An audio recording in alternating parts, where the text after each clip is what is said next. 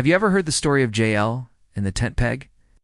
It's a dramatic and unexpected tale from the Bible, full of courage, quick thinking, and a surprising hero.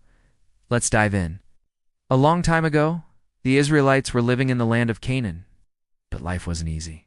For 20 years they were bullied and oppressed by a powerful Canaanite king named Jael. His army was led by a ruthless general named Sisera, who commanded 900 iron chariots, basically the tanks of the ancient world. The Israelites felt helpless and afraid. But God hadn't forgotten his people. He raised up a wise and courageous woman named Deborah to be their judge and leader. Deborah was known for her wisdom, and people came from all over to ask her for advice.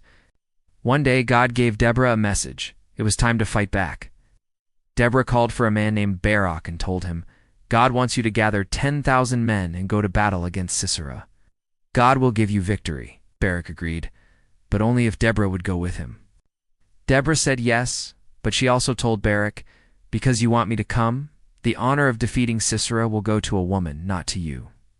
The battle began.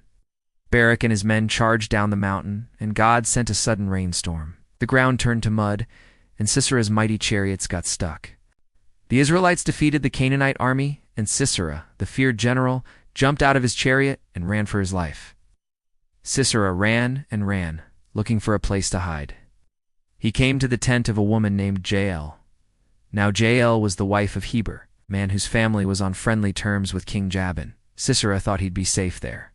Jael saw Sisera coming and invited him in. "Come in, sir. Don't be afraid," she said kindly.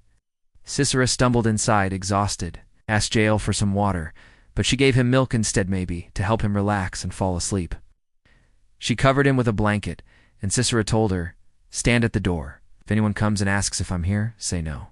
Soon, Sisera was fast asleep, trusting that Jael would protect him. But Jael had a different plan. She knew that Sisera was the enemy of her people, and she saw her chance to end his reign of terror.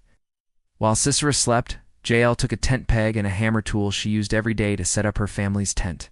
With steady hands and a brave heart, she crept up to Sisera, placed the tent peg at his temple, and drove it through his head, pinning him to the ground. Sisera died without ever waking up. A little while later, Barak came looking for Sisera. Jael stepped out and said, "Come, and I will show you the man you're looking for." Barak followed her inside and saw Sisera dead on the ground.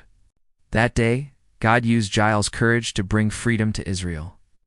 The people celebrated, and Deborah and Barak sang a song, praising Jael as a hero among women. The land had peace for 40 years. So what can we learn from Jael's story? Sometimes heroes come from the most unexpected places. Jael wasn't a soldier or a leader. She was an ordinary woman who saw the chance to do something brave. Her quick thinking and courage changed the course of history.